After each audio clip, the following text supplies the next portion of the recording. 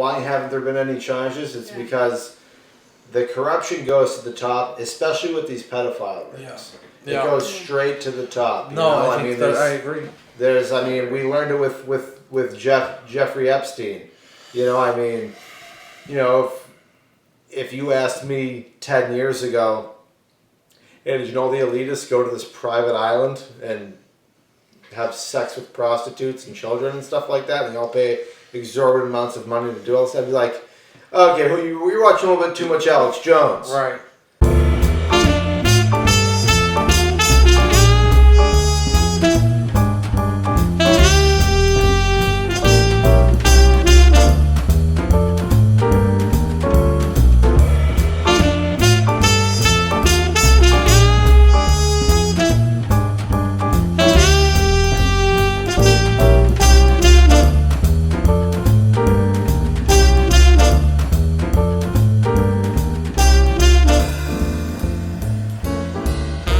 We got another episode of Intellectual Dummies. I got Mike DeSimone with me and Tori Mansfield, and we got the next Karen Reed case right here.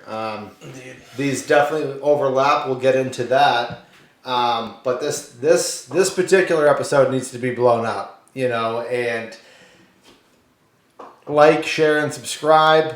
Comment. Look into this because this is more in our backyard than the Karen Reed case is. Absolutely. Viewer discretion is advised. There's a lot of deep, raunchy shit in this for sure,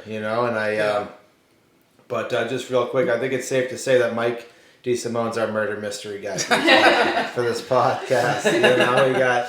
We got this and another one coming down the line eventually, but let's get into it.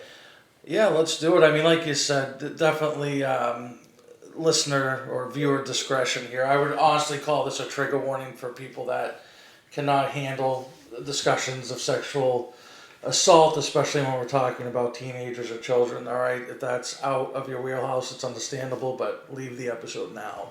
Yeah. So let's talk about Sandra Birchmore. All right, we're going to talk about her life a little bit before we get into her death. Sandra grew up without a father. Whatever happened to him, nobody knows. Her mother had remarried, and unfortunately the stepfather died when she was real young. Okay, but young enough to remember. So already, before this girl has even hit the age of 8, she's seen a bunch of trauma. Okay, she winds up living with her mother, grandmother, and an aunt. I guess the mother was very sick for most of her childhood. Wound up dying. The grandmother dies. This girl is basically left with no one. All right. Actually, interestingly enough, in 2006, her mother's name was Denise. Denise and Sandra were quoted in a Stoughton Journal article because they had participated in a 14-week program called Strengthening Families. So this is where people, like adults, could learn how to maybe come at their children without yelling and different coping abilities. For Sandra, she was quoted as saying that she had a great time because they would play games. She also learned skills there. There were puppet shows. So in essence, the whole point was that in everybody that's been interviewed after her death, whether it's family, a few cousins here, I have one of her cousins, Kelly, and friends, it's that she was always optimistic. This girl had seen a lot of terrible stuff and was just constantly with a great attitude and, a happy young lady. This, however, started to change, and a lot of people that knew her as an adult, especially co-workers, because it appears she wasn't able to keep a lot of friendships as she became older, said that she was a bit of an oversharer. Now, this is a tendency of people with severe trauma. Yeah. Okay, tend to overshare a lot. But there was even at one point that coworkers had to tell her, "You gotta stop telling me this stuff." And what that stuff was, we'll get into it into a few minutes. So this is just a little history on Sandra. But unfortunately, on February 4th, 2021. She hadn't reported to work for a few days, and her coworkers were starting to get a little bit concerned. So she was a teacher's aide, by the way, for Sharon Middle School. And according again to these coworkers, the children loved her there. She was high energy. She would spend her own money on materials to do projects with the students. Just a good-hearted young woman, okay? Mm-hmm. So at the time, she's 23 years old, and they call the Canton Police Department where she lived to do a wellness check on her. The responding officer is able to gain entrance into her apartment through the maintenance man. And when he enters, the first thing he notices is that the apartment seems to be in a bit of disarray. He notices that there's a couple of cats running around. And he doesn't see her immediately. Then he goes into the bathroom, does not see her, notices her bedroom door is closed, opens the bedroom door, and finds Sandra dead, essentially having what appears to have been hung from hanging herself. This is where we start with what the hell is going on here, because it was described as a lanyard, a rope, a tie, a belt, a scarf, yeah. All kinds of nonsense that different Michael Lank, who Michael Lank is. We'll get into that in a minute too. We're not going to jump ahead, but the different officers all called it all these different devices that she used to wrap around her neck, and then the doorknob of her bedroom door, where she supposedly sat down and asphyxiated and killed herself. Yeah. So this is what they find at the time, and they rule as suicide and move on from there. One thing of interest they do find, however, on the kitchen counter is a sonogram with her name on it, and because she was 3 months pregnant at the time. So they find the sonogram, pictures of the baby, and go on from there. So why do we now think that this is suddenly suspicious? Seems like it should be a suicide, right? Yeah. Well, Sandra was part of a program in Stoughton High School called the Police Explorers Program. She entered this program in 2010 at the age of 13. Involved in that program, leading the program, was a gentleman named Robert Devine, who Tori's gonna smack down in a minute. Also, Matthew Farwell and William Farwell. She entered this program because she had, at this age, a high desire to become a police officer, okay? Now, the Police Explorers Program was started in the 70s through the Boy Scouts. All right, we're going to dive into that program in a few minutes. I just want to give a quick history here. So she enters this program because she's looking for mentorship. She's a young woman that has been through absolute hell already, and maybe looking for a bit of a father figure. Yeah. Okay? And so she enters this program and encounters Richard Devine. So Robert Devine. I'm sorry, I keep saying Richard. I don't know why I apologize. Robert Devine. So, Tori, why don't you tell us a little bit about Mr. Devine? Well, Robert Devine, from what I looked up, in 2013, he was in the news because he had an affair with this woman who he had to have a restraining order put against, Tiffany Overstreet. Mm-hmm. Now, he put one against her, or she put one against him? He and his wife, Lisa, who's also a police officer, in Quincy, they put a restraining order on her because I believe that she ended up sending flowers or something like that to his wife with like an ominous message. Oh, wow. But so that happened. But during that time, he contacted her. He would meet up with her, like for dinner and stuff like that, and allegedly continued to have sex with her. And she went like revenge porn on him. Like she sent like nude photos, like explicit photos of them to the other people in the police where he was working. And what else? She also, I think she was threatening suicide. And because of that, him and Robert Devine and his wife Lisa asked for the restraining order to be taken away because of that, so that he can see her. Wow. So that was in 2013. He was demoted. He was, because he was the deputy chief. And he's had like a lot of allegations of inappropriate behavior with underage girls, like even like being in like seen like driving in his patrol car and his personal car with like just underage girls. And yeah, there's one woman who's been interviewed who claims that she fell in love with him, and this was like was it middle school or? It was middle school. Yep. So a middle schooler claimed that she was in love with him? Well, she's a woman now. Yeah, she's a woman now, yeah. Wow. Yeah, so it's been a while. Yeah. So much so like it was during the times of AIM, AOL, Instant Messenger, and her messages to him were found by her father's girlfriend at the time, and she was very upset, called him a creep and everything. And even more than that, the woman who was being interviewed, who was the middle schooler at the time, she had written like a love letter to Robert Devine, and her mother caught it before it got to him, and she was enraged. She went to the police station. She said, how could you allow this inappropriate behavior to happen and stuff like that.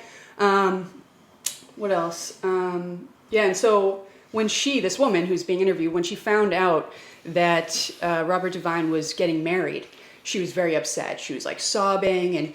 And in this Explorers program, it was the Farwell brothers. They were a part of it, and they were involved as well in the sense that she went to them for support. Like she was sobbing to them about, she was in love with him. She was so heartbroken.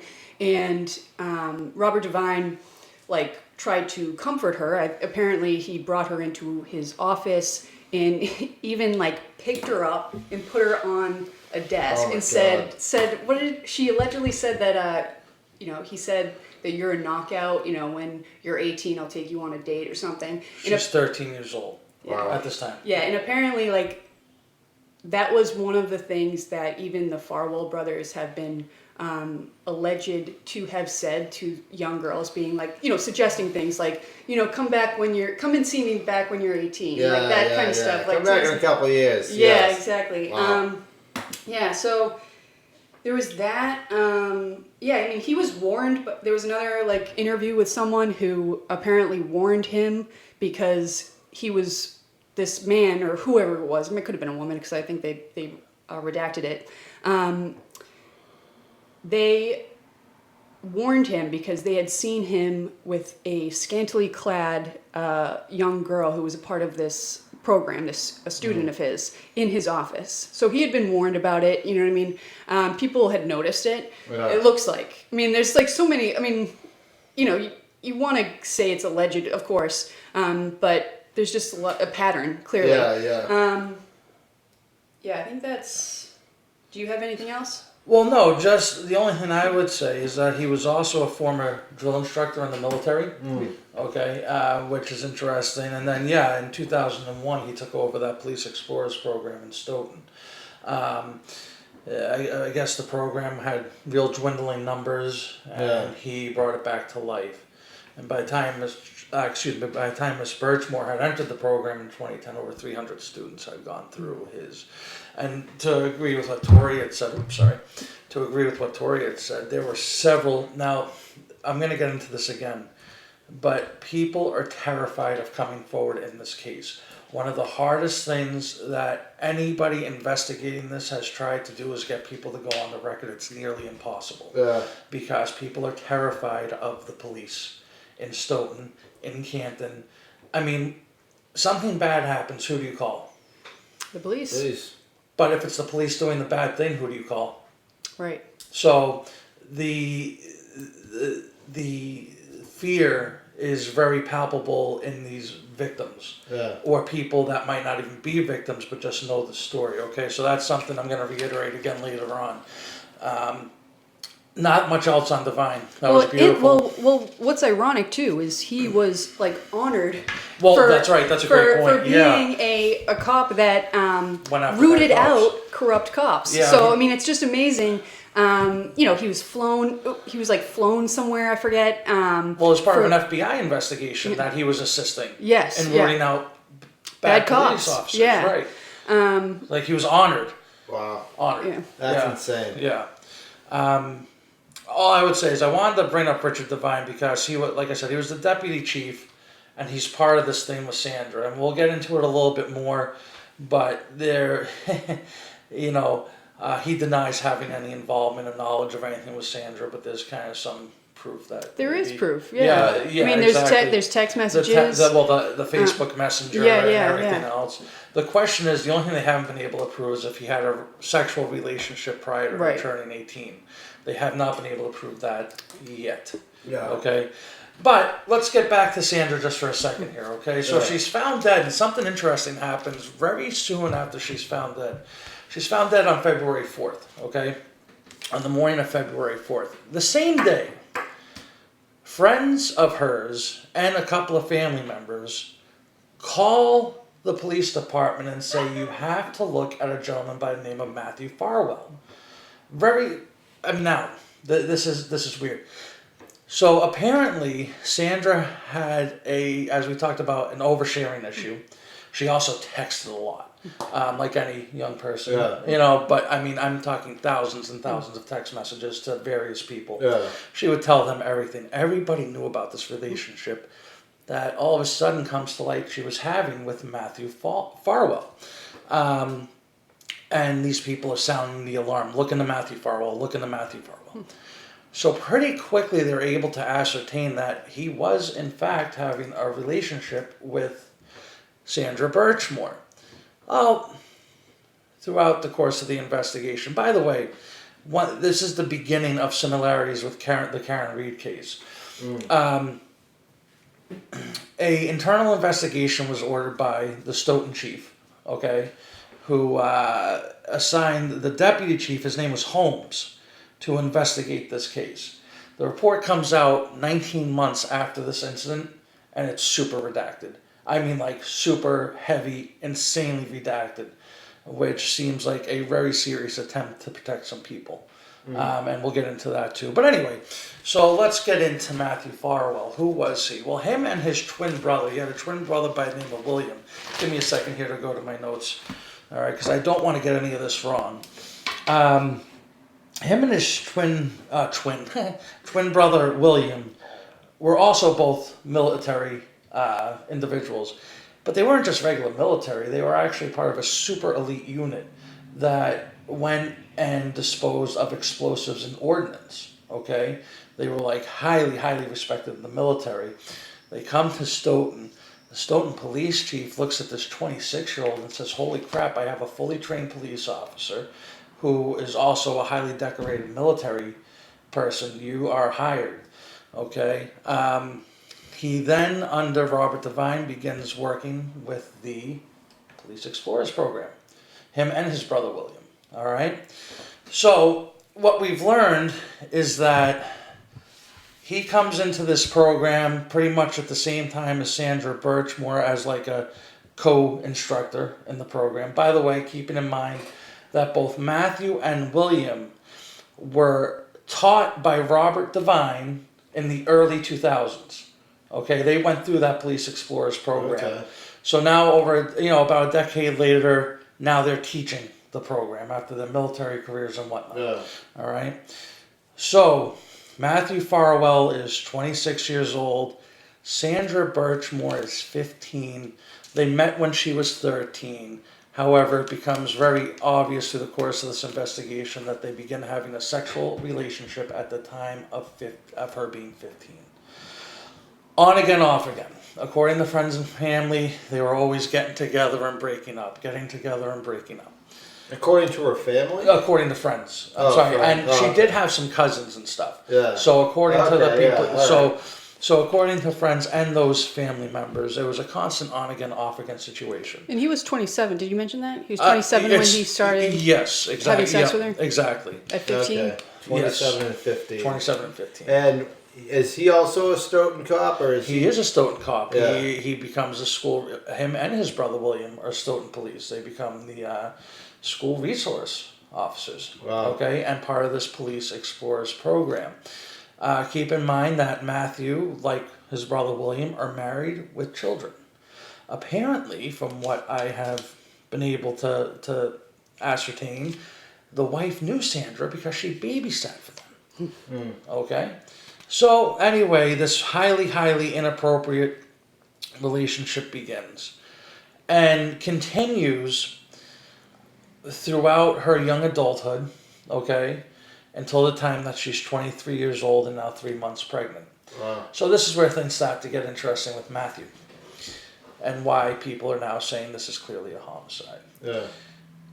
The night of February 1st, and another, again, very weird similarity to the Karen Reed case. Severe snowstorm. Over a foot of snow drops this night. What the fuck is up with snowstorms? Yeah. Right now, every time it snows, like, fuck, he's getting murdered. Yeah, I am staying There's inside. murder in the air. Yeah, I am staying inside. I don't give a shit. So anyway, there's a snowstorm.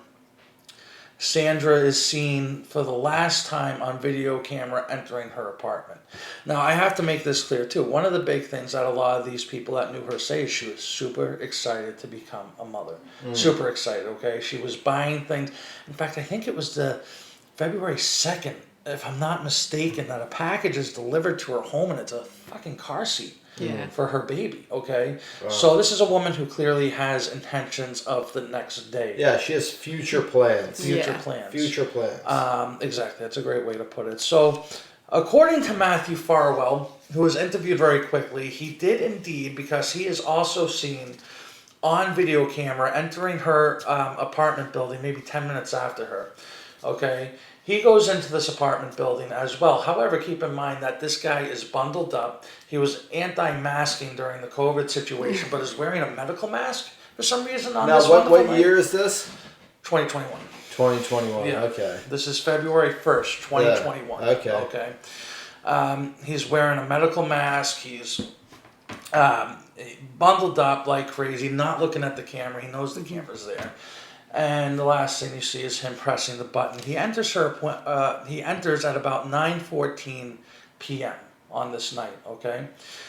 Now, according to Matthew, he admits to going there, and he says the reason he went there was to break up with Sandra. Now, Oh, so he admits that was it. Oh yeah, no, he completely Okay, admits it. Yeah, there was alright. no denying it. There was no Okay. denying it. Now, this is again. Give me a second to get to my notes here. So to break up with his groomed, With his with this. And his, Yeah. Kumar. his Exactly. wife, too, was about to have a C-section the next day. Well- So there's a lot of motive there. Yeah. Right, and this is exactly what I was getting to. So part of what Sandra had said, according to people, witnesses too afraid to come out and testify about it, but was that when she told Matthew that she was pregnant, he was pissed. And he did not want to have anything to do with it. In fact, even more so, Sandra wanted him on the birth certificate, and he was like, that's not happening. And according to her hair, so this is kind of how desperate this poor woman was for like connection with people. Yeah. One of the people she opened up to the most about this was her hairdresser, okay? And that told the hairdresser how, you know, she was kind of scared of him, but she thought it was going to work out, and she was excited to have the baby. The hairdresser was willing to basically make some comments on the record. And, anyway, so he admits to going to this, to her apartment to break up with her. But there are a couple of things to keep in mind, like Tori had just said. First off, they were on again, off again. This breakup stuff had happened several times throughout their very inappropriate relationship. Why didn't he just text her? You're talking about a blizzard. Yeah. And as Tori just said, his wife was scheduled to have a C-section the next morning. So Matthew Farwell drives in a blizzard to break up with Sandra Birchmore with a 9-month pregnant wife who is due to go into surgery, major surgery. A C-section is major surgery in just a few hours. Yeah. Seems a little funky, doesn't it? Yeah. Here's the next part of the funky, because there's a lot of it. He's there for approximately, 29 minutes? I think he's seen on videotape leaving that complex at roughly 9:43 p.m. Sandra's phone is never used again. Okay, the last text message, the last activity from Sandra's phone was right before he entered the apartment building, and it was to a coworker asking if school was going to be on for the next day because of the blizzard. Okay? So we're expected to believe that this breakup, this time, affected Sandra so deeply that the second this guy leaves, she goes and hangs herself From a doorknob. from a doorknob. Yeah. Which is so, I'm sorry, but I don't believe that. No. You would, if you were going to hang yourself, you're going to go from the ceiling or something of that nature so that you don't have an escape. I mean, because you're going to be, I mean, it's going to be uncomfortable. It's going to be so easy to just lift yourself up from a doorknob on the door. Right. Yeah, it doesn't make sense. No. Yeah. No, it doesn't.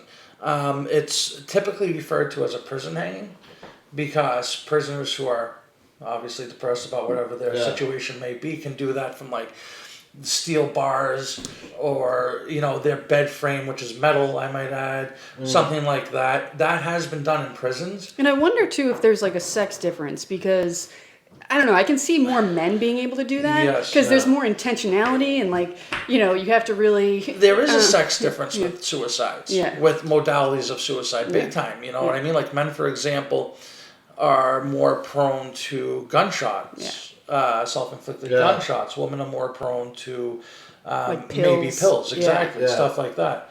Yeah.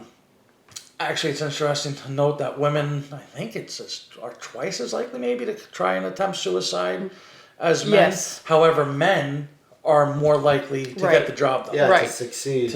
Right. in getting the job. Yeah, because when I was looking that up, the methods that men use, like gunshots, it's usually like, I'm going to make sure that this works. Right. Oh yeah, yeah. Right.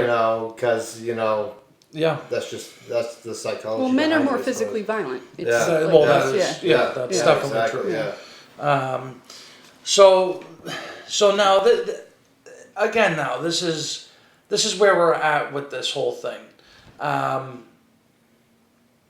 Is that this was just a breakup, and he left, and everything was fine. Yeah. And was he ever considered a suspect? Great question. Yeah.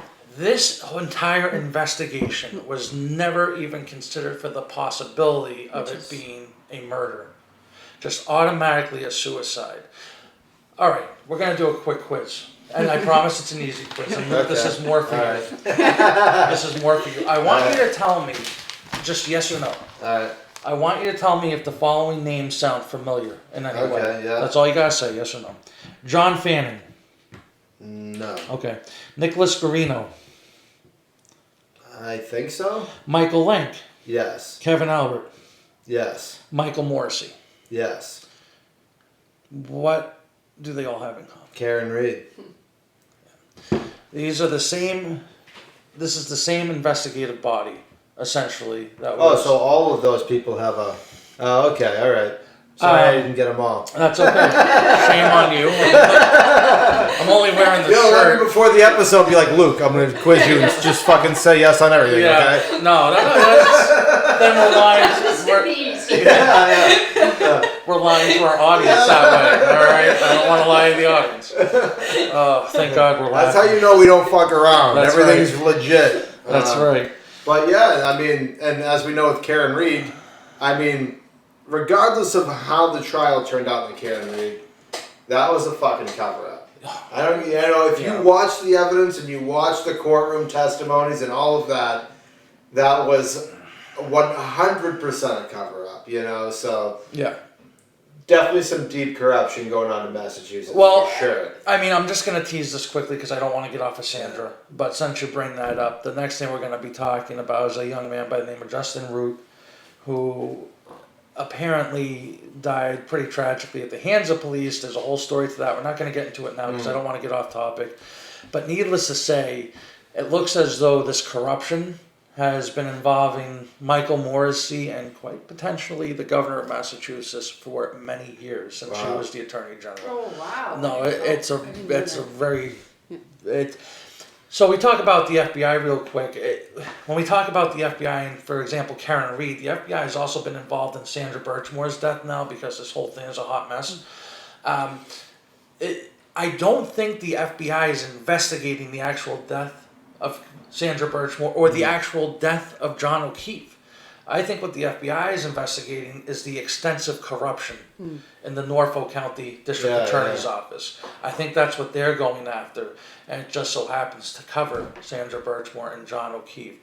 Which, before we get into the other two suspects as far as Sandra Birchmore is concerned here, I want to bring this up because I don't think a lot of people even living in the state of Massachusetts know this. The way investigations are done in Massachusetts is unlike anywhere else in the country. So, for example, if I were to murder Luke here right now, and they're a little awkward, the podcast would continue a little longer. But the Rockland police would be called out. But the Rockland police aren't allowed to, or aren't trained to, investigate the actual murder itself. The state police have to be called in. In fact, there are only 3 cities in the entire state where they have their own homicide division: Boston, Worcester, Springfield. All right. So this is why you see a lot of the same players between Karen Reed and Sandra Birchmore. Yeah. She died in Canton. Canton isn't equipped. First of all, Canton doesn't seem equipped to find their own asses, much less complete a murder investigation. But this is why the state police are called in. I think that's a highly interesting situation. It appears also similarly between Karen Reed and Sandra Birchmore that these are cops covering for cops. Yeah. Okay? And it's weird because, you know, I was listening to a retired Connecticut state trooper who said, first off, the Sandra Birchmore thing is so filthy, it's disgusting. And secondly, Karen Reed is 100% innocent. And everybody in the Connecticut State Police are like, this is the most fucked thing we've ever seen. Yeah. Nobody hates a dirty cop more than a clean cop, excuse me. But for some reason in Massachusetts, the state police seem to have no problem covering the tracks of some of these dirtballs. Yeah. It is a fact, that Matthew Farwell was having an inappropriate sexual relationship with a 15-year-old girl and never so much as saw a day of probation, much less a criminal charge. Yeah. All right? It's not a hypothesis. Maybe he did. No, he fucking did. He fucking did it. Yeah. There's like explicit text messages. There's like of like photos. Exactly. And things like that, so. Yeah, there's zero doubt. There is also very minimal doubt that his wife didn't know about this, which I think is super fucked. Yeah. You had talked about Richard Devine and his wife and how they dropped the restraining order essentially so because like you had said, the woman was claiming she was going to kill herself and essentially they dropped the restraining order so Richard Devine can keep fucking her? Yeah.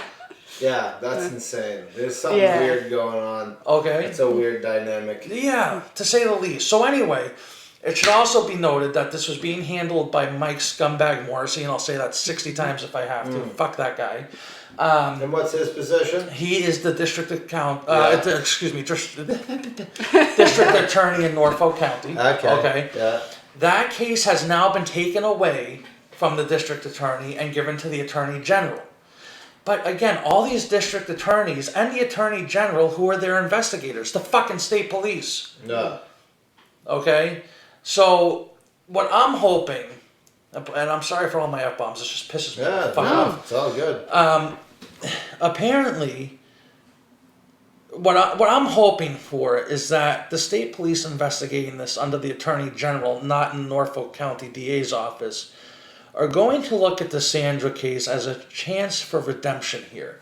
Because they have been screwing the pooch for a long goddamn time out in Norfolk County.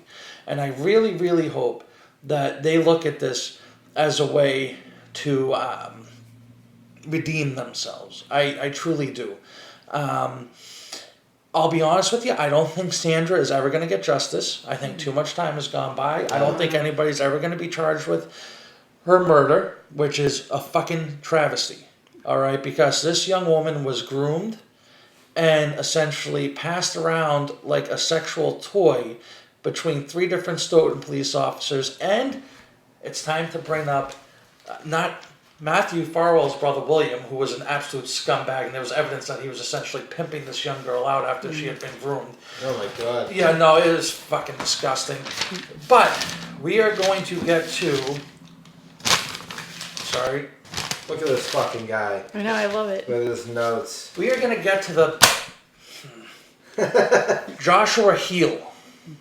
Joshua Heel was the animal control officer in the town of Stoughton when Sandra Birchmore was going through this Police Explorers program.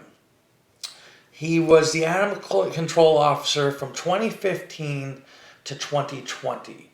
Now, one thing I have to say about William Falwell and Joshua Heel is that it does not appear there was any sexual contact with Sandra before the age of 18. However, I don't give a shit if Sandra was 50.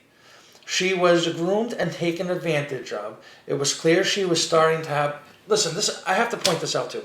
When something traumatic happens to you, okay, so Sandra already had all this traumatic shit going on with her. What else is really fucking disturbing here is that pictures of her from the age of 13, 14, this girl doesn't look older than 8 or 9. Yeah. Which is... All right. But even more disturbing is that when she's now taken advantage of sexually at the age of 15 by Matthew Farwell, what happens to people in trauma like this and what happens to sexual abuse victims is it's like hitting the pause button in your brain.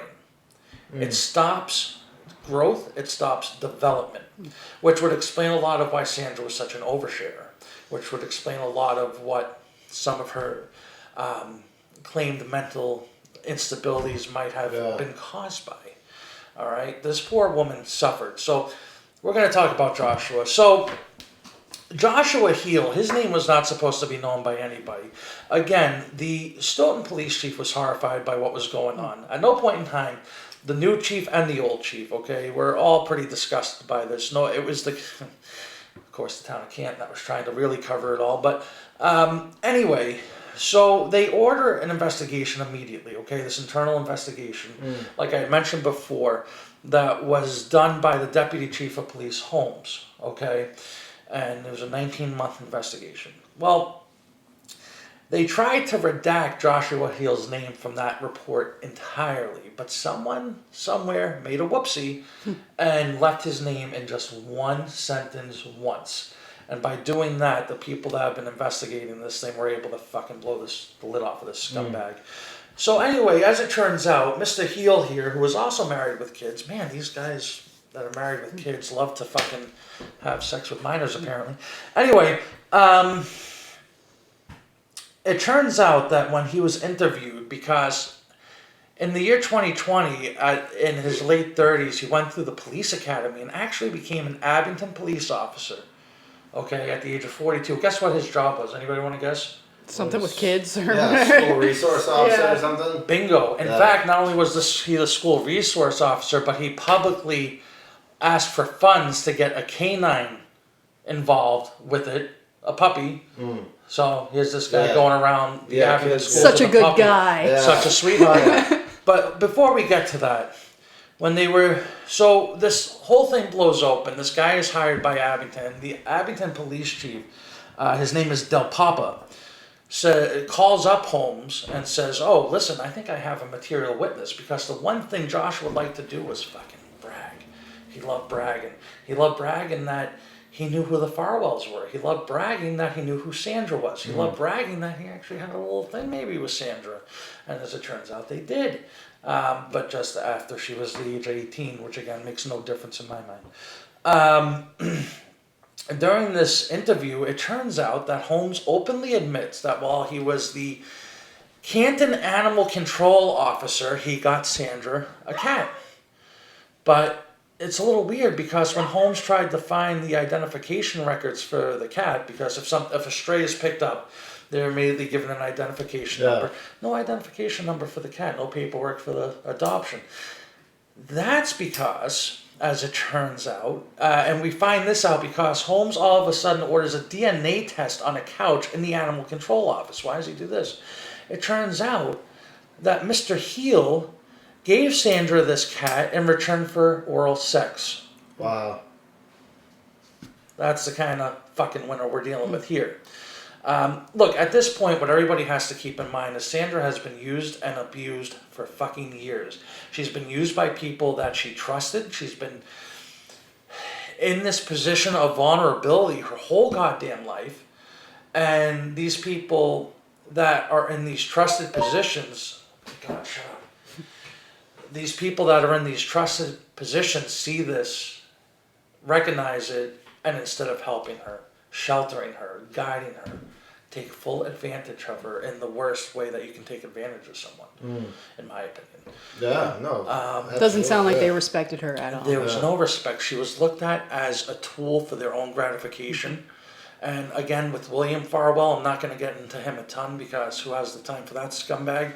Oh, actually, one thing to mention about this whole thing. This investigation, before the investigation ends, William Farwell, Matthew Farwell, and Robert Devine all resigned from the Stoughton Police Department. What does William Farwell get to do the day he fucking resigns? He joins the TSA where he's currently fucking employed. Wow. Yeah, There has been no repercussions for any of these scumbags. The only one that seems to have disappeared, and apparently he tried starting a trucking company, interestingly enough, all things, was Matthew Falwell. But it appears that he has disappeared. Anyway, getting back to Joshua Heel. So he becomes a Abington police officer. Now, this is important, okay? And if you're a parent in the town of Abington, this is going to make you fucking livid if you had a child in the school system during this time, all right? So let me get my dates right because, again, I don't want to get this wrong. It was December 7th, my birthday, interestingly enough, 2021, that the Abington Police Chief, Del Papa, reached out to Holmes and said, I think I have this material witness who is in my department, Joshua Heel. Should I suspend him? Should I put him out with or without pay, whatever, until this whole thing is done? Mr. Holmes, the deputy chief in Stoughton, says, no, don't do that yet. I'll let you know if anything changes and he becomes potentially a suspect in some sort of wrongdoing.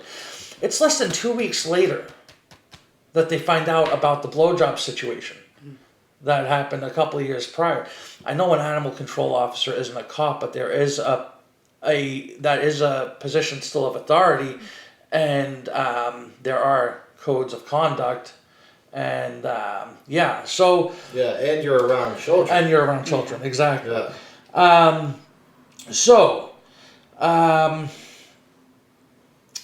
By the way, also something else Mr. Heel was doing was he started an Instagram page. And it looked like a very official, town of Abington Police Department, but it was with the dog. It wasn't. There was no oversight on this. It was started with his own email. And when investigators tried to get him to unlock the Instagram account, he refused and then deleted it. As it turns out, he was using this to message maybe young girls. Wow. Yeah. Okay. So, it is on September 22nd, 2022. So, this becomes known on December 7th, 2021, through that whole school year. This rotten scumbag is around children who he seems to have a bit of a I can't think of the word. Proclivity. Thank you. Towards. And he's not taken off until December 2nd, 2022. I'm sorry, September 2nd, 2022. I don't know why I said December. I guess Del Papa found out some information, and immediately, the morning of September 22nd, from all accounts, was like, where the fuck is Heel? Get Heel here now, and immediately gets him out of there, although he is suspended with pay. So basically, there was a massive lack of communication from Holmes to Del Papa, from the investigator to the Abington police chief, and he's allowed to serve as a police officer this whole fucking time, as the school resource officer. Holy shit. Wow. Holy shit, God only knows what happened there. So, that's, let me just think. Oh, the dog's name was Harlow, interestingly enough. And it just goes to it some more. When he was relieved of duty, the new resource school officer, who, from what I understand is a lovely woman, took Harlow over, but the dog was so badly trained he had to be completely retrained. Like, this guy didn't give a shit about the fucking dog. Yeah. He didn't give a shit about the dog. This is Healy? No. Oh. Harlow was Oh, the name of the dog. Yeah. No, but whose dog was this? It was the Abington Police Department's dog. Heel. Yes, it was Heel's Heel. dog originally. Yeah, Correct. and he's in animal control? Like, wouldn't you think he'd be able to Yeah. train the dog? Yeah, I think That's that would kinda be a weird. prerequisite for being hired. Yeah. Well, what's interesting is from all accounts, people that knew him said he didn't even like dogs. Oh my gosh. So why the fuck does he have this dog? Yeah. Who doesn't Clearly. like dogs? Well, who doesn't like dogs? Yeah. That's another Yeah. great point. But Yeah. assholes, that's who. But what else is interesting is that Heel was married, like I said, with kids at the time. After this happens, he buys a new house and leaves his wife and kids, and in another just stunning lack of giving a shit, gets together with a woman who he had gone to in Abington, that had called the police multiple times for domestic abuse. She was a victim of domestic abuse. Now, police protocol, you don't go looking for victims to date. Yeah. And he leaves his wife and kids for this woman, buys a new house, and moves in with her. So this is who Mr. Heel is. Wow. Okay, and he was part of what happened to Sandra, and yeah. So again, all in all, when we talk about Sandra, and it's funny because you and me had talked about this a couple of weeks ago. I said, well, I just want to touch on Sandra, and then I want to get into the police explored. Jesus Christ, man, the more I read about Sandra's life, the more disgusted I became. And the more I realized that this poor woman was groomed, basically used for sex by all these different men from the age.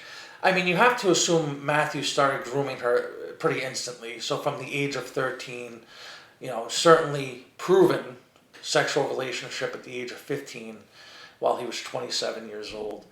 And then as soon as she turns 18, his twin brother, this scumbag Heel, Robert Devine, there isn't proof of where or when that began, but based off his history, like you talked about, and the series of complaints that all these young women had against him, would it surprise anyone that he was certainly doing terrible things to her before the age of 18? I don't think so.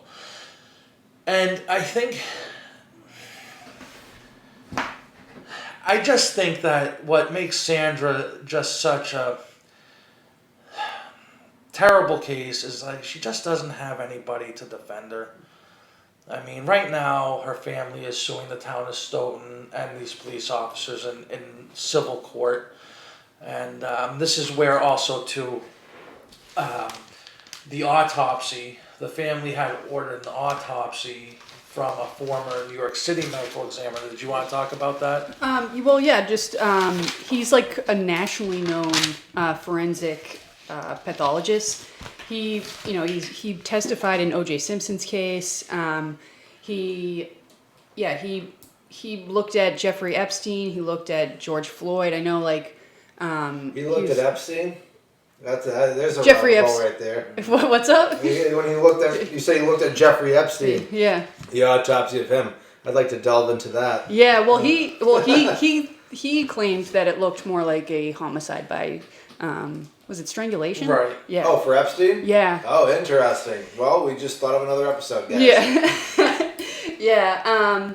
But yeah, he believes that it was not strangulation. I mean, he believes that it was homicide by strangulation, not suicide. Okay. And he's been critical because they did do like medical samples on her, like a sex assault kit test, Yeah. but they never, at least from what he claims, they never tested it. Yeah. They took the samples and never tested them. Yeah. Yeah, so that's about it. I mean, he's just been known for a lot of things. He looked at the JFK assassination and the MLK Jr. I mean, he's just very well known. If you look him up, Dr. Michael Baden. Oh, wow. Yeah. That's interesting. Well, one of the big things for him, too, that caused him to go from suicide to homicide, is the bone here that holds in your tongue. And you know what? I wrote it down, and I'm going to say it properly because I don't Well, I look like an asshole. Because we do our research. That's around here. right. It's the only standalone bone in the body that has no connectivity to any other bone. Okay. And it is called There it is. the hyoid, Yeah, Hyoid, and it basically holds your tongue down. That's basically Okay, the yeah. whole job, is it holds your tongue down. It's located about in a man right above the Adam's apple, okay, essentially, okay? And that was fractured. And when he saw that, that is common with two things.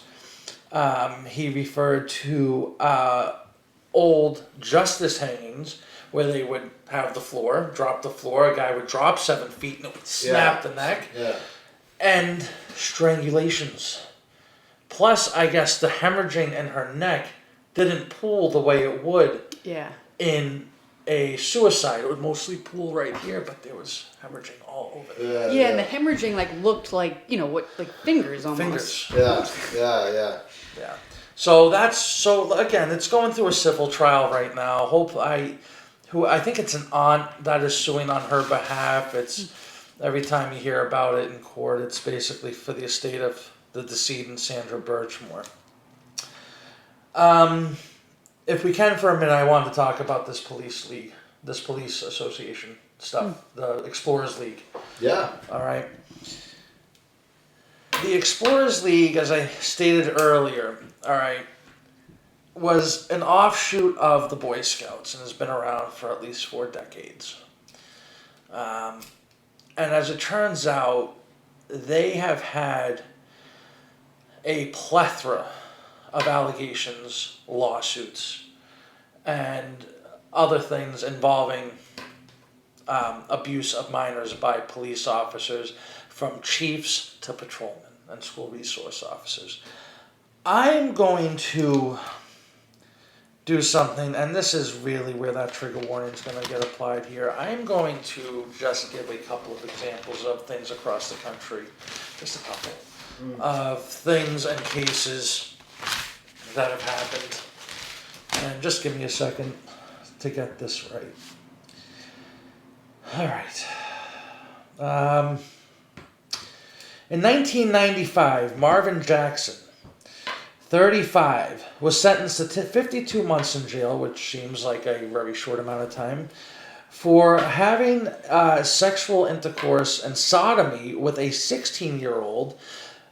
This officer, Marvin Jackson, at the time had HIV. Wow.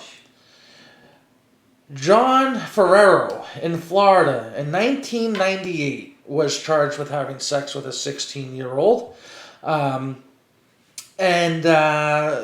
After he was caught and charged, he committed suicide, but in his note made it very clear that he was not the only officer having sex with children in Florida, and that program rules need to be tightened up.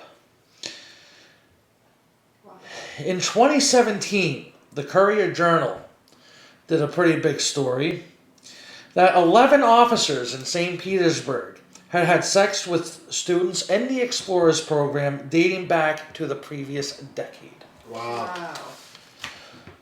Over the last 40 years, at least 137 girls and 26 boys have been raped, seduced, sodomized, fondled, or in any other way been inappropriately touched by a police officer. Broward County, Texas, a female complained that the sergeant who founded the program, which, by the way, when you start looking into these cases, you really got to look into who's starting the programs in the schools, because they're the ones doing the abusing. Groped her, fondled her, and bragged about his penis size. The child reported it, and the chief accused her of making the whole thing up. 3 years later, the same officer was convicted and sentenced to 20 years for assaulting a 15-year-old explorer. Wow. Okay?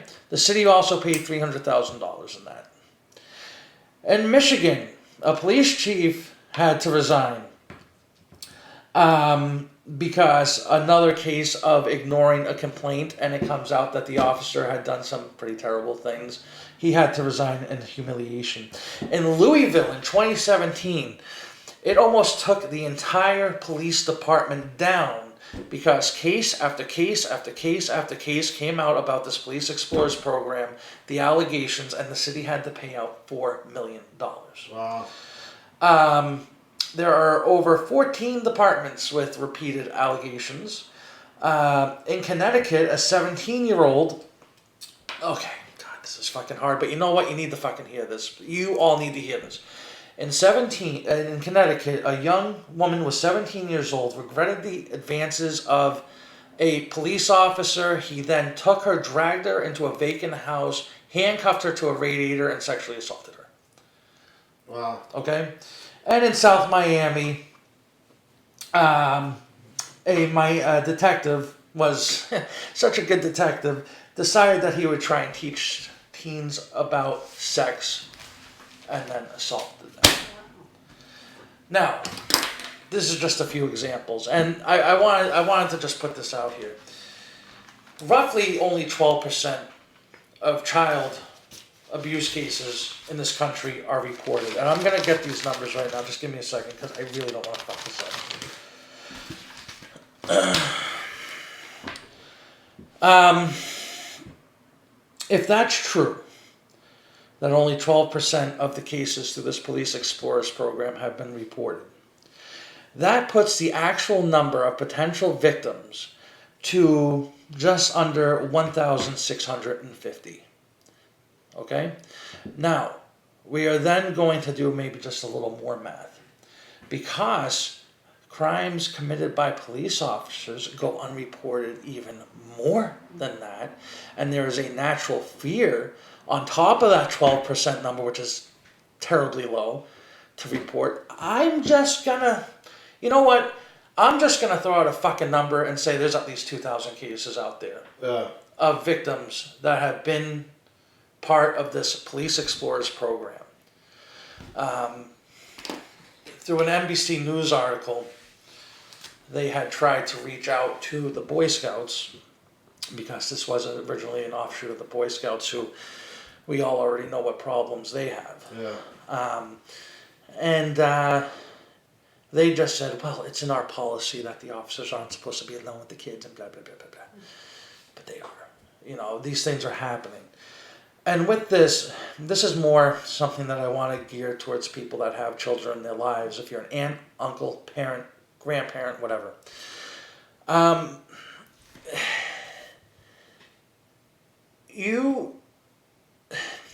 It's hard because you think, okay, this is a great program. My child is going to be with the police.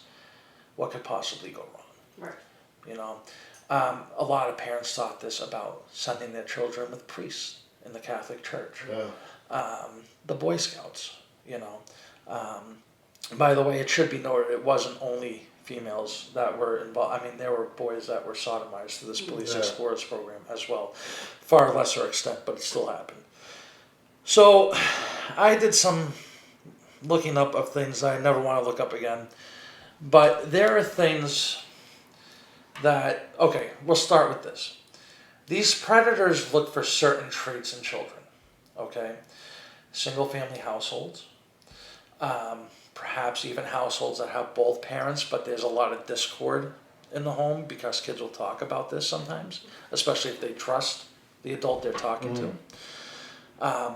Again, actually this is really fucking sick, but even big families where maybe it's the youngest child and they're not getting quite as much attention as the other 4 or 5. You know, we're talking like 5+ family children. Yeah. Kids that seem lonely, kids that maybe aren't excelling in school, kids that are potentially bullied.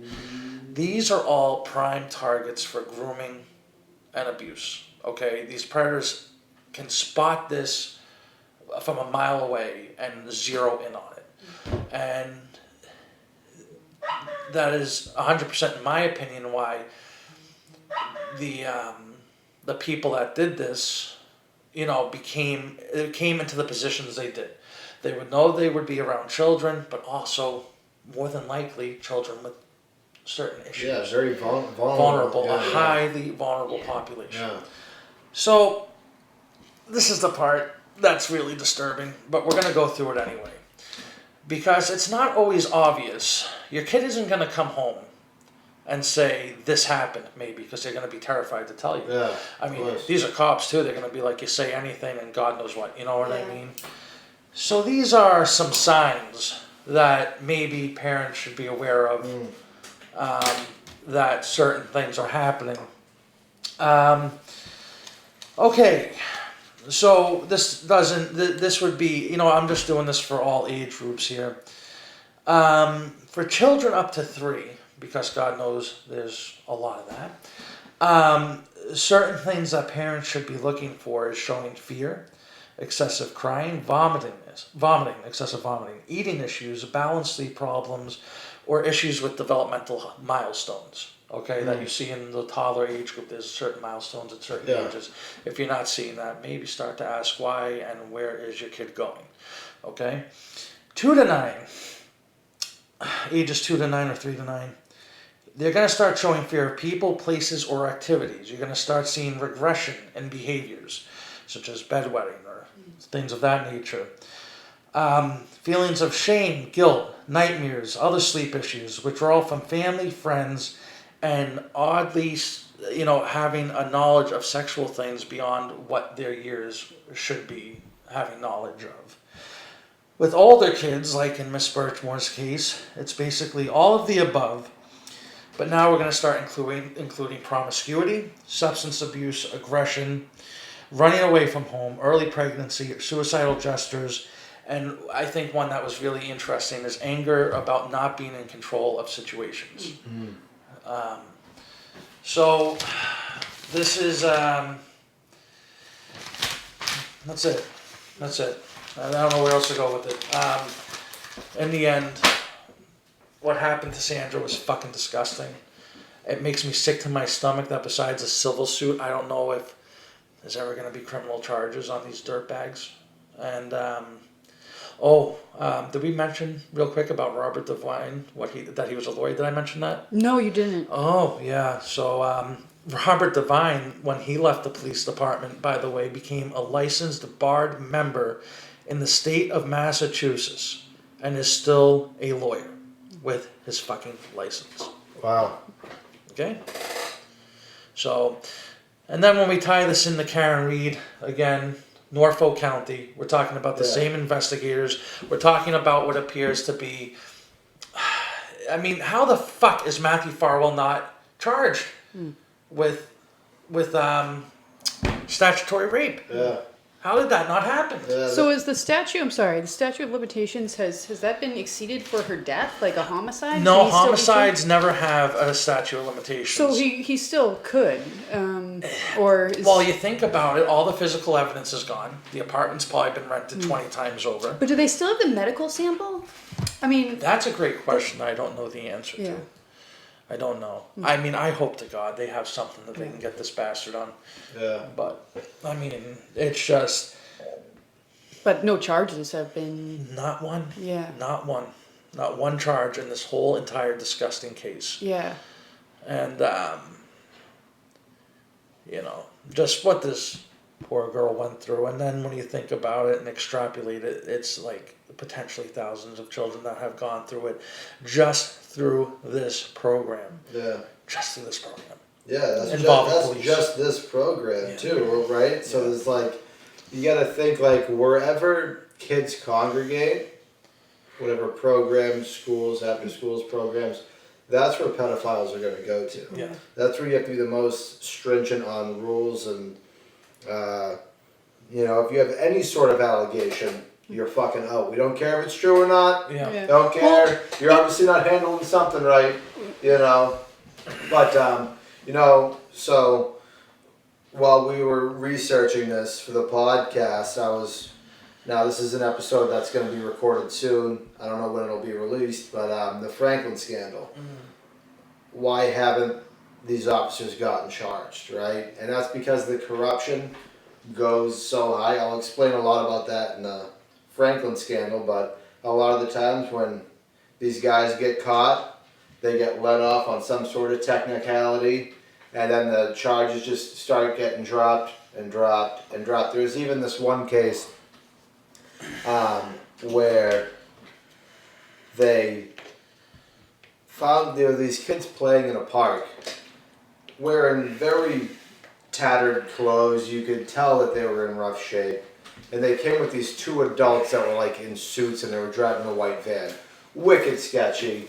Someone called the cops, got arrested, didn't know who these kids were. They had no documentation for the kids or anything like that. The kids, now these kids were like, I don't know, anywhere from like 3 to 7. And they had no knowledge on how to work a TV or use a toilet or anything like that. But, you know, so you're like, okay, something sketchy's going on here. But then what happened? The cops couldn't really prove anything. And long story short was they gave the kids back to the people and they kept on keeping on. They just slowly, as it went up the chain, the charges started getting dropped and dropped. Okay, well, you know, it's just, it's insane. So it's like, why haven't there been any charges? It's because the corruption goes to the top, especially with these pedophile rings. Yeah. It goes straight to the top. I agree. We learned it with Jeffrey Epstein. If you asked me 10 years ago, hey, did you know the elitists go to this private island and have sex with prostitutes and children and stuff like that, and they all pay exorbitant amounts of money to do all this? I'd be like, okay, we're watching a little bit too much Alex Jones. Right. And then 10 years later, you're like, holy shit, Alex Jones has been right about a lot of shit. Yeah. And yet here we are, and, in the age of social media, hopefully we can blow this shit wide open. Yeah. I gotta say this too. All I did was gather facts that have been put out there from other people. There have been people that have been working their asses off on this, okay? Yeah. And I just want to mention a few names if I can, because they deserve credit. Of course. The Boston Globe, who I normally don't agree with, has done a tremendous job on reporting on Sandra Birchmore and trying to figure out what the fuck's going on. So they deserve a shout out for that. Melanie Little, who is a lawyer who is on YouTube a lot, has been fantastic with parsing out the civil case and what's going on there. Aiden Carney, aka Turtle Boy, has been fucking phenomenal on so much. Karen Reed and Miss Birchmore. And there's also a podcast out of Barstool Sports called The Case that has gathered a ton of information and done a fantastic job. All I tried to do was take information from as many sources as possible, put it together, and present it here. That's, you know what I mean? I'm not an investigator, but that's all we're trying to do is let's put this together and make one solid argument here. Well, yeah, this is journalism. Yeah. I mean, think about it. Journalism barely exists anymore. Yeah. Journalism, if you think about it, not to make a political statement right now, but journalism right now only applies either independently, like how you're doing, or just on the right. You find a lot of people like Project Veritas. Yeah. Steven Crowder does a good job. He does a tremendous job when he does his Crowder Undercover stuff. Yeah. And I think it was Andrew Breitbart, who used to be a Democrat, Breitbart News, said that you can't be a Democrat and a journalist at the same time. Which, that should be saying something, because I forget if I already said he used to be a Democrat. No, man, that's journalism. Yeah. That's journalism. Yeah. I mean, Jesus Christ, Aiden Carney went to jail for 60 days over his Karen Reed. He did? Oh, yeah, you didn't know that? No. On fucking Christmas, the state Why? police. So they were trying to. So I'll just hit this super quick. They were trying to hit him with witness intimidation because, as a journalist, which is what that guy is, he's actually won awards for his journalism, local awards. He did something as daring as go up to Jen McCabe at a high school event and her husband, fat ass Matt McCabe, and I know I'm not skinny, but fuck that guy. He identifies as skinny. Yeah, I do identify as skinny. That is correct. But anyway, he went up to them asking them why, calling them cop killers. He did demonstrations outside of D&E Pizza, for example, that were wicked peaceful and calm, no issues or anything like that. So anyway, they tried hitting him with witness intimidation because the witness intimidation statute of Massachusetts is so fucking ridiculous that if you were a witness and I went and saw your third cousin and told her that she sucked, I could be charged with witness intimidation. It's insane. Wow. It's insane. So they arrested him in front of his children at a bus stop right before Christmas, and he spent 60 days in jail. I mean, that was strategic too. Oh, There's of course, no way that's of not course strategic, it was. You know? And by the way, he was arrested by Officer or Trooper Fuckface Fanning, as I like to call him, who's, I mean, these guys are just scumbags. I really hope the FBI is doing something about the corruption. But anyway, all that aside, I just want people to remember Sandra Birchmore. Say her name, know her fucking name. Yeah. And, I mean, let's try and get some kind of justice for this Yeah, poor well, fucking girl. we'll be following up and seeing what's up, you know? I mean, just like Karen Reed, it might not be as, what's the word? It might be a while till we know further stuff, but, you know, we'll definitely keep up on it for sure. Yeah, and I wanted to mention a couple things, because I think, too, like, you know, when you're talking about parents and stuff like that, and I think just people in general, there's this, like, false, like, impression that, like, if you're a cop, if you're a firefighter, if you're a doctor, you're this good person. I mean, you're not just, like, this person to be trusted just because of your job title. It can happen to, I mean, there were firefighters that were Nazis. Like, they were just like, you can't just trust people based off that stuff like that. That's a great point. And, you know, talking about how, like, these charges are getting dropped and stuff like that, like, that's a real problem. And we do have a lot of corruption in our government, I believe. And I've talked to you about it a little bit. I've gotten involved in this group called Tactical Civics. They have, like, meetings and stuff like that. They are trying to restore America in a lot of ways, and they have, like, three goals that they want to accomplish. Right now that they're just in the recruiting phase, because in Massachusetts there's not a lot of members. It's taken off in California, actually, of all places, in Texas. But what they want is to get a grand jury for every county, and a grand jury would be, like, of people.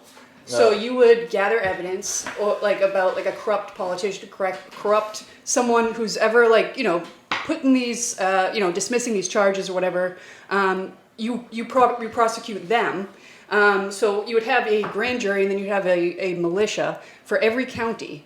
And there's a third thing that they're working on. But I'm just thinking that something like that, because we have to solve the problem. Like, if that's a problem where they just dismiss these things and they go, like, we need a way of somehow getting out of that.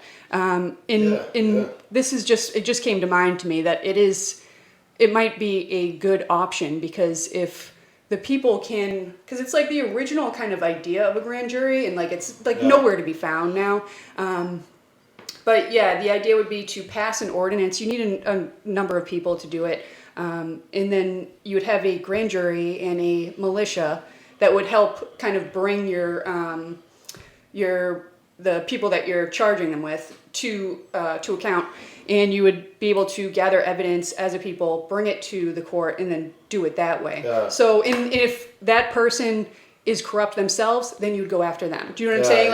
It's like, that's one of the potential solutions. Yeah, there needs to be a grassroots way to hold these people accountable, because as we've learned is, you know, all the way up to who was it, Morrissey? Well, the DA in Norfolk Michael County? Morrissey. Yeah. All the way up to him is corrupt. So it's like, you know, who do you call? You know what? There needs to be a grassroots organization that does stuff like that. Going after politicians that... this is in the Constitution. Yeah. So it's supported. It's constitutional, yeah. Going against politicians that circumvent the Constitution, like Maura Healey. I would like to. Yes, I would like to go after judges too, because in the research that I did about these cases across the country, and there's so many more with this organization, but the guy that got the 52 months who had fucking HIV, that was the longest sentence. Some of these guys were allowed to keep their goddamn job or just transferred. Some of them just got probation. What the hell? What? Yeah. You're molesting kids. Right. Jail, motherfucker. You belong in fucking prison. Yeah. Like, and these guys are just walking away. Why is it not happening? Why? It's ridiculous. What is and up they can with run this? roughshod over anybody. You know, fucking Tactical Civics. If they have anything on the weekends, I'm definitely going. Well, it's funny. They did have something today. I think it was in Norwell, but it was at like 9 really? a.m. or something. Yeah. But they have it like monthly, so I can let you guys know. Oh, absolutely. Yeah, they have a lot absolutely. of them actually. Because as a country, we really got to start pulling ourselves together. Alvin Bragg's another one. Yes, exactly. Corrupt judge. Yeah. And it takes the list goes on. Yeah, and it makes us responsible instead of just like, all right, I'm just going to vote and passively let them do it. I mean, this is our country. I mean, we really should have a more responsibility and ability to do these things. Yeah. Absolutely. Well, on that note, thanks for listening. If you've made it this far, share, subscribe, blow this up. Please share the hell out of this. This needs to be a thing. We need to start caring more about our society, the people that run us, and our civilization. So, all right.